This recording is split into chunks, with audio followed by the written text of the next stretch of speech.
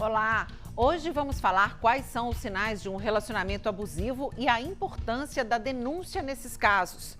A situação dos profissionais da Rede Minas e da Rádio Inconfidência após a criação da empresa mineira de comunicação. E ainda o pedido de urgência do governador ao projeto sobre o regime de recuperação fiscal. Eu sou Joanita Gontijo e esse é o Assembleia em Destaque, programa que mostra como os assuntos importantes para você são discutidos no Parlamento Mineiro.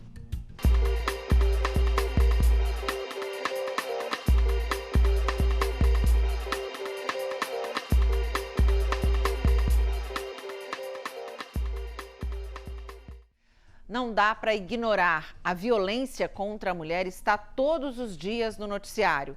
Se você é mulher, provavelmente, assim como eu, conhece outra que tenha sido vítima de violência doméstica ou familiar.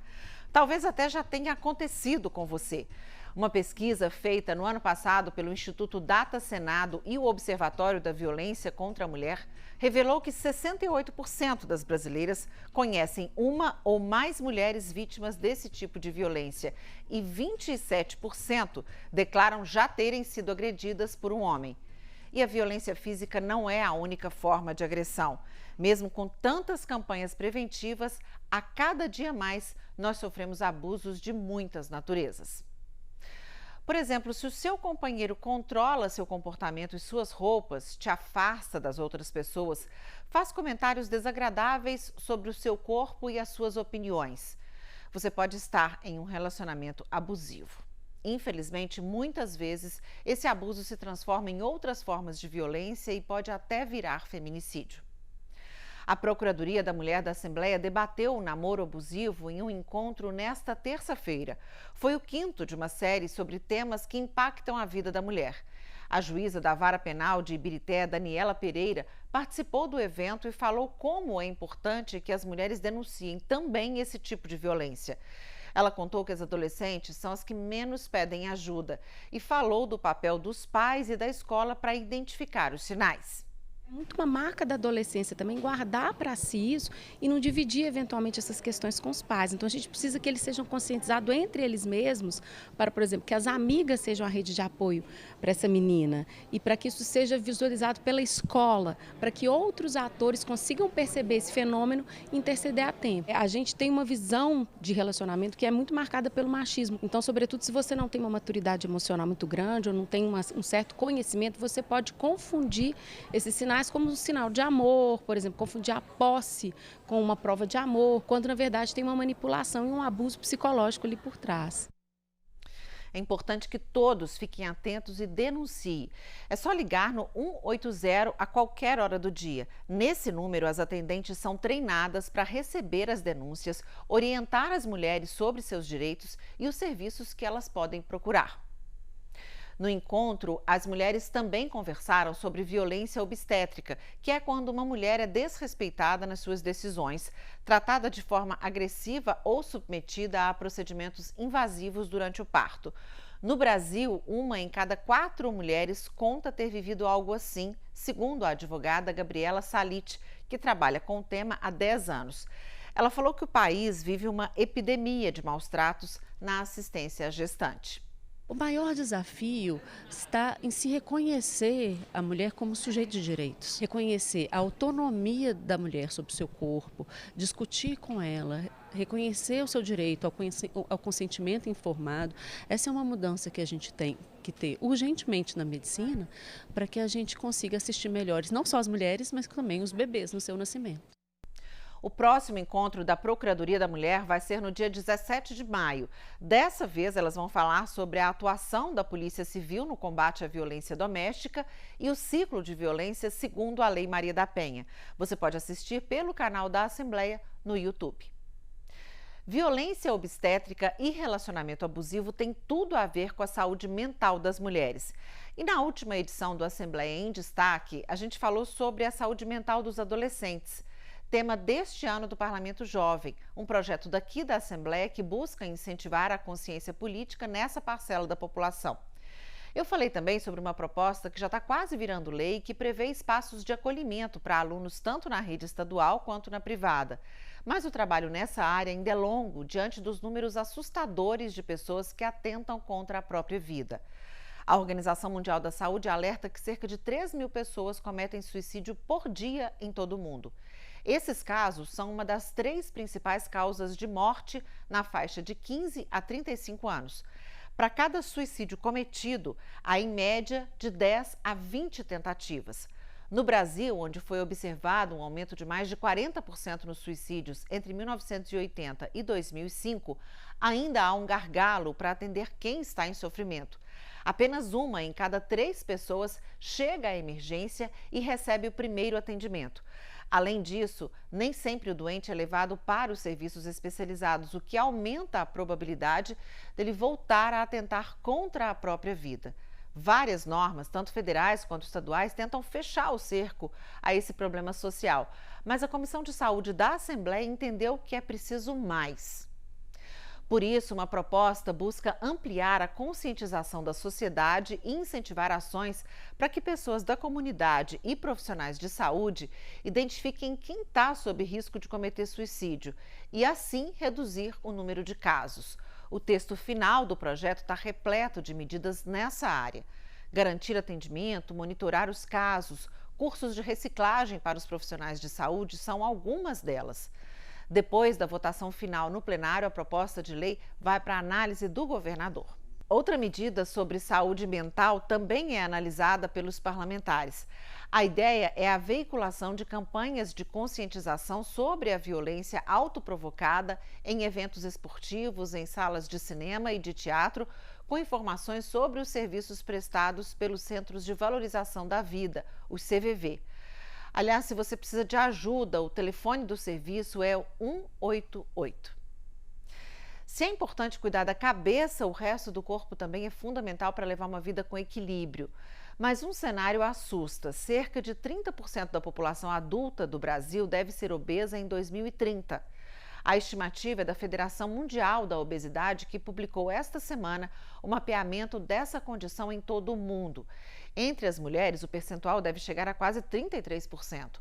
Segundo a Associação Brasileira que estuda a obesidade e as síndromes metabólicas, nos últimos 13 anos o número de obesos aumentou 72% no país. A situação exige medidas do governo para toda a população, com ações de prevenção e de tratamento. Foi o que motivou um projeto de lei que passou hoje pela Comissão de Saúde e está pronto para ser votado em definitivo no plenário. A proposta cria a fila única para cirurgia bariátrica no estado. Isso garante o acesso da população à cirurgia e com atualização constante dessa espera. O procedimento financiado pelo SUS é indicado para quem tem obesidade mórbida. Essas pessoas correm o risco de adoecer e morrer de forma precoce. No Brasil, estima-se que de 80 a 100 mil mortes são causadas por doenças associadas ao excesso de peso. O autor do projeto, o deputado Charles Santos, conversou com a nossa equipe sobre a proposta. Vamos ver. Oferecer para aquelas pessoas que precisam de um atendimento, que precisam da cirurgia bariátrica, por exemplo, o Estado precisa facilitar para elas. Elas têm muita dificuldade, às vezes até de um diagnóstico sobre a situação, sobre a urgência. E o objetivo do projeto, criando a fila única, é justamente priorizar aquelas pessoas que têm uma comorbidade mais aguda, têm uma situação mais urgente e que o Estado precisa providenciar a solução para elas. Daqui a pouco vamos falar da movimentação em torno do projeto sobre o regime de recuperação fiscal. É rapidinho, não sai daí.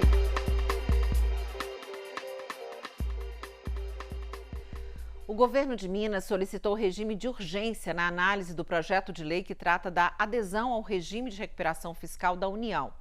Um programa do governo federal para ajudar os estados em desequilíbrio financeiro, mas que estabelece uma série de obrigações. Por exemplo, congelar vencimentos de servidores, não ampliar cargos e realizar concursos. A proposta tem enfrentado resistência de deputados que temem prejuízos aos serviços prestados pelo Estado. Com o regime de urgência, o Parlamento Mineiro tem até 45 dias para apreciar o texto. Vamos entender melhor essa história voltando um pouco no tempo. O projeto de adesão ao RRF, Regime de Recuperação Fiscal, foi enviado à Assembleia em 2019, mas só 2 anos depois, em outubro do ano passado, é que as mudanças do governador que integram o texto atual chegaram ao plenário. Junto com o que a gente chama de substitutivo, que são essas alterações, o governo pediu também que a proposta tramitasse em regime de urgência. Com prazos de análise reduzidos, o RRF trancou a pauta 45 dias depois, no fim de novembro. Ou seja, nenhum outro projeto poderia ser apreciado no plenário antes da proposta que tratava do regime de recuperação fiscal. As exceções eram os temas relativos à pandemia. Esses passariam graças a um rito específico determinado pelos líderes de blocos e bancadas aqui da Assembleia.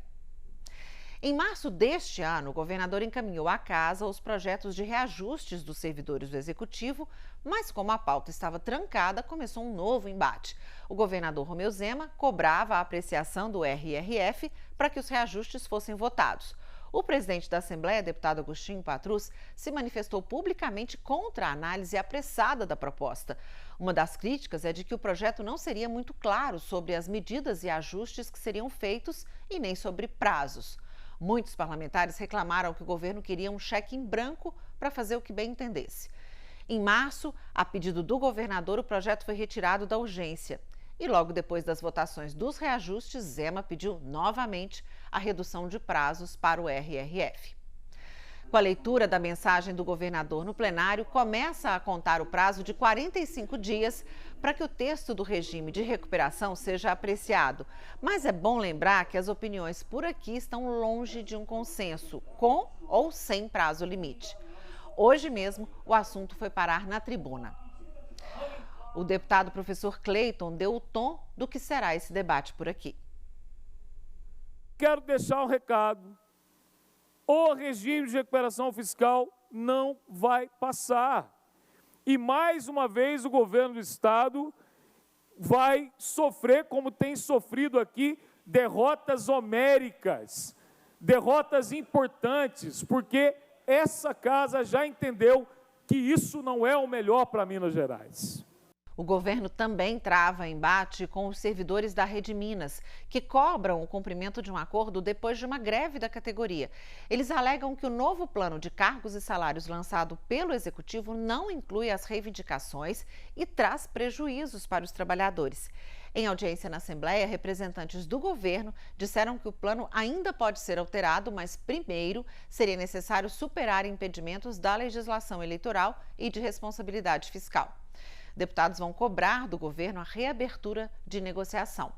Outra audiência será realizada para apurar denúncias de terceirização na empresa.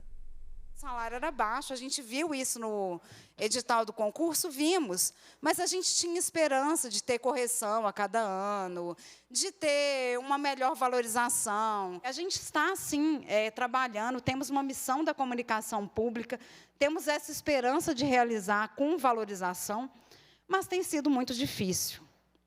Tem sido muito custoso a cada dia. E há muitos colegas que estão tomando tarja preta mesmo. Há uns que tombaram no caminho, que morreram. E a gente vê, sim, às vezes, investimento em algum equipamento, investimento agora no sinal, mas e as pessoas? Não existe um trabalho de gestão de pessoas adequado na MC, não existe. Não é pensado no lado psicológico, na questão da salubridade, da saúde. A gente fica por aqui. Na próxima edição, a gente deve falar sobre as consequências da pandemia na vida de crianças e adolescentes. Os abusos sexuais e o trabalho infantil teriam aumentado nesse período. Lá no nosso Twitter, você acompanha outros programas feitos pela TV e no portal estão todas as informações sobre o que está sendo discutido na Assembleia. Você pode até dar a sua opinião sobre projetos de lei. Obrigada pela companhia e até mais.